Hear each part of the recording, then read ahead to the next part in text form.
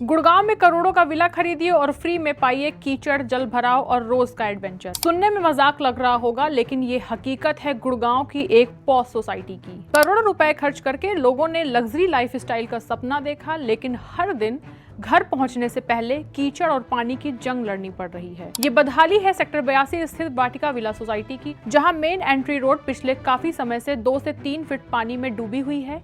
ये सड़क कम और छोटा तालाब ज्यादा नजर आता है। सबसे बड़ा सवाल ये है, करोड़ों रुपए लेने वाले बिल्डर ने सड़क बनाई थी या स्विमिंग पूल, और नगर निगम आखिर कब तक सिर्फ आश्वासन देता रहेगा। ये पूरा इलाका अब इस झील के नाम से मशहूर हो गया है और इस झील से लोग कहते हैं कि झील के पास वाले जगह में जाना है, यहाँ टैक्सी अंदर नहीं आ पाती। इसके अलावा जो मैं बता रहा हूँ, ये रास्ता है हमारा अंदर आने का। हम लोग रहते हैं S1 S2 साइड में, हमारा पीछे निकलने वाला रास्ता भी खराब है, वो कच्चा है रास्ता।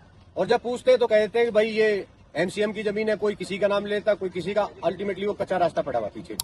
हमने यहाँ 10 साल से, ये प्रॉपर्टीज ऐसी नहीं नई बनी है, ये 10 साल पहले से ये हैंडओवर करी जानी शुरू हो गई थी और तब से आज तक यही स्थिति बनी हुई है। तो अब हम संडे को जाएं तो कहाँ से तैर के जाएं? यहाँ पे कोई मतलब सुविधा उस हिसाब की है ही नहीं।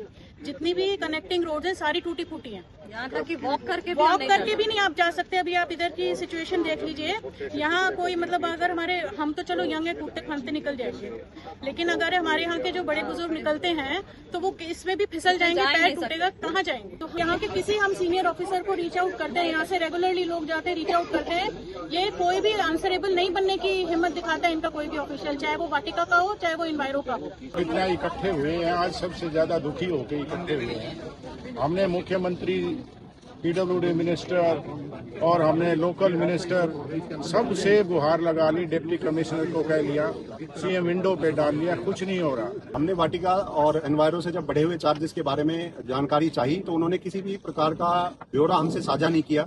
ये बढ़ोतरी किस बेसिस पे की गई है, कितना पैसा सोसाइटी से इकट्ठा किया जा रहा है। हमने बार बार ईमेल के माध्यम से, पर्सनल मीटिंग्स के माध्यम से उनसे जानकारी मांगी है, लेकिन अभी 2 महीने बीत जाने के बावजूद भी उन्होंने ये जानकारी हमसे साझा नहीं की है, जिसका क्लियर यही इंडिकेशन है कि ये अपनी मनमानी पे उतारू हैं और रेजिडेंट्स के ऊपर ये अननेसेसरी बोझ लगा रहे हैं। जो रिस्पॉन्सिबिलिटी वाटिका को लेनी चाहिए वो ही नहीं ले रहा, जबकि ये बिल्डर की रिस्पॉन्सिबिलिटी है। एज आपने देखा होगा, बाकी बिल्डर अपने सराउंडिंग्स का ख्याल रखते हैं, वाटिका इस मामले में एकदम नहीं रखता। सभी जगह वॉच चाहिए और मेयर भी आए हैं यहाँ पर और CM साहब भी आए हैं। सब उनको समय समय वाटिका को उन्होंने भी कई बार अनुरोध किया कि आप ये सड़कें बनाएं। यानी परेशानी 1-2 दिन की नहीं, बल्कि लंबे समय से यही हाल है।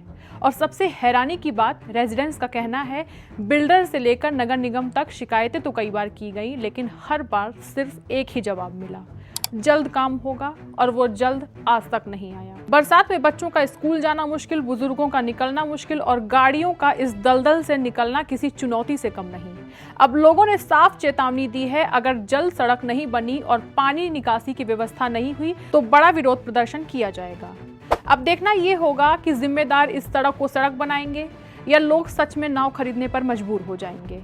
आप बताइए, करोड़ों रुपए खर्च करके अगर ऐसा हाल मिले तो जिम्मेदार कौन है? कमेंट में अपनी राय जरूर बताइए। इस वीडियो को ज़्यादा से ज़्यादा शेयर करें। गुड़गांव की हर खबर, हर अपडेट के लिए हमें सब्सक्राइब करें, फॉलो करें।